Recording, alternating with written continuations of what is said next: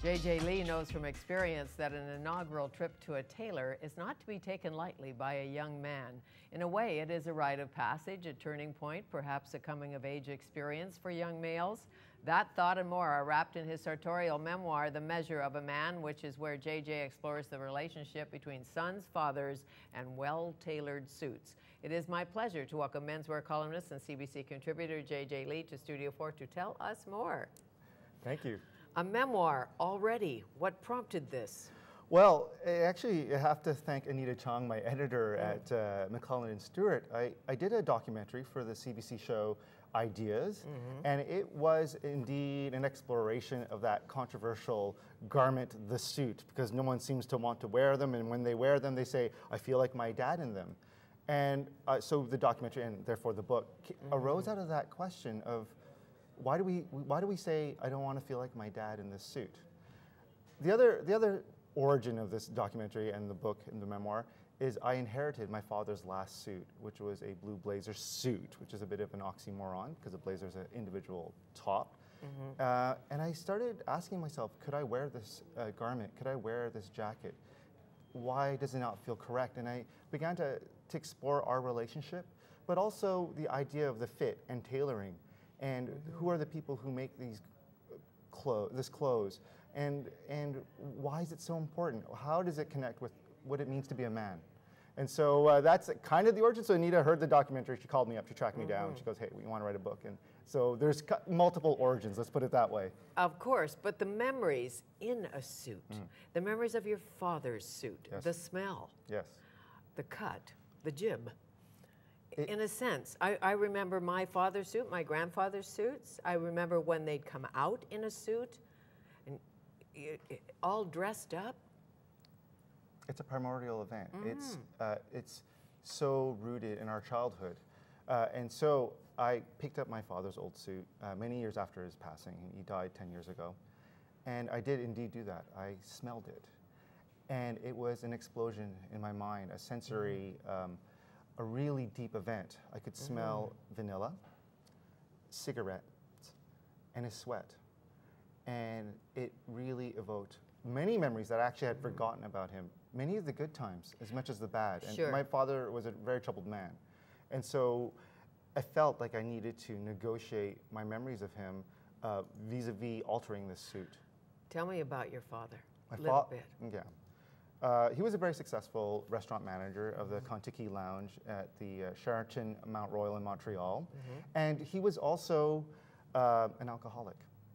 And he went through a long decline through drinking. And he was a wonderful dresser when he started in his youth as a young father. He became a father at the age of 18. And he was a beautiful dresser.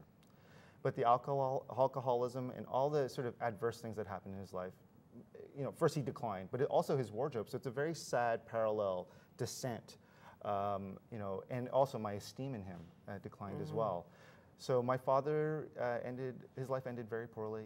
I found like 16 empty whiskey bottles under the sink the day he died, or the week he died rather. And so he was this complex man whom I loved immensely. You loved immensely and admired, and he perhaps taught you a little bit about sartorial splendor. That's right. I mean, I used to love visiting his closet as a young boy. I would open them up and just hug the fabric, the clothes. I love wool to this day. People who say wool is itchy, I just don't understand them at all. It's just like, you know, I could sleep in wool. To me, wearing a wool jacket is like wearing a jean jacket. Well, didn't you run away once as a kid? Well, I didn't actually. Hide in the closet? Well, this is run away to the closet. This is an apocryphal. That's an apocryphal family story. Everyone talks about it. It's about the discovery of the young boy in the closet, surrounded by this wool, to be closer to his father, to be at home in this material, and it's one that I love telling. It is a really important event, and actually, it's around that time that all this stuff started happening. My father realized that he needed to teach me about what he knew about clothes, and he did his very best. But of course, his decline was happening at the same time, so I never got the lessons that I needed. And the book and my attraction to clothes is about trying to gather and, like a magpie, all those pieces of knowledge and bring it to me now, the things that I wish my father had taught me. Sure, and what was it about ignoring your dad's suit is a big part of this, but what it means to be your own man.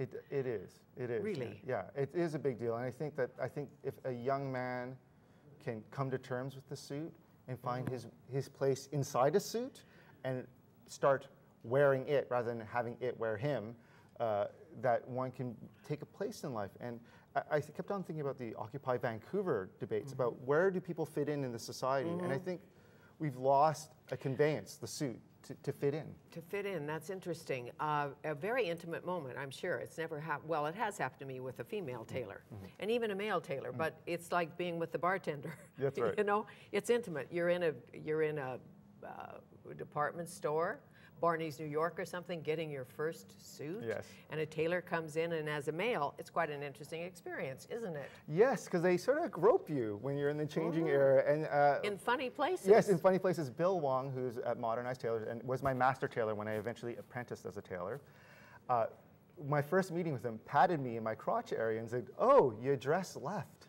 And dressing left is clearly the direction one's weight points towards. Yes. And one has to adjust the fabric to accommodate that, because clothes can be very tight on a fitted suit. A well-made suit can be very tight, and one should never be ashamed of its tightness. No. I think it's a masculine Some display. women don't know what dress left means. Oh, well, we won't go there. No. Ask your father. Ask your father. Well, we can go there because, as you said, it's... Yeah, so it's an intimate spot, and you, from that intimacy, you actually create a really strong bond with your tailor. Yes. And it's sometimes for life.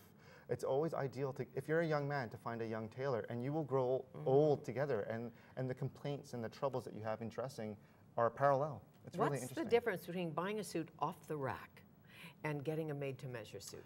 Well, there is, everyone wants to feel special and unique, and therefore getting a made-to-measure is a wonderful experience. But I've actually changed my opinion since even writing the book. I feel that people need to just feel comfortable in suits wherever they can find them. Now, having a suit altered is even a great experience, because you do begin to hew out your individuality from this garment that was commodified, and there are many of them. But all of a sudden, once the tailor touches it, it becomes a unique garment, and it's a wonderful thing. I had Harry Rosen on my radio show once, and he had on a magnificent, I suspect it was an Armani jacket. Oh, really? And he said to me, "This is $1,500. Oh, he told you the price. That's yes. lovely. And I said, "Great.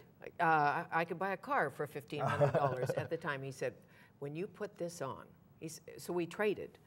Well, he didn't wear mine, but I put on his jacket. Yes. And the feel and the cut and all of that and the fabric, I thought, wow. You know, Don't know if it's worth $1,500, but it felt so good. It was a feeling. You know, it's one of the closest things to your body. How could we think of cutting corners when you're thinking about something that you wear every day, can last a lifetime, much longer than a car? I inherited my father's suit. Right. Indeed. Every suit that I have, I think about my boys and how they may inherit this, and what mysteries it'll hold for them. And you have what twin questions. boys, right? I have twin, yep, Jack and Emmett. How great. How to make a suit your own, very important. Yes. But also, when you decided to become an apprentice Yes. at this, with Bill Wong Yes. in Chinatown, Modernized Tailors, well, I guess you cleaned bathrooms at first and stacked magazines before you got to do any cutting or tailor tasks. Yeah, I was kind of in trouble when I did indeed become an apprentice, because I lied, because I told them I could sew very well and there would be no problem at all. And yes, I did. It was like a Confucian relationship. It was a disciple. The Confucian teacher will put you through trials, and I went through my trials of cleaning. But eventually I did get to hang around with the great coat maker Park Wong, who's also at Modernized, and it was an incredible experience. I was not cut out So to be a tailor, but I definitely, Bill says I'm a better writer about suits than a maker of suits. Well, this book, if people don't know, is listed for the Governor General's Award, and I think you're a shoe-in, something in. We'll figure it out. All right. We'll come back and talk more with J.J. Lee, The Measure of a Man.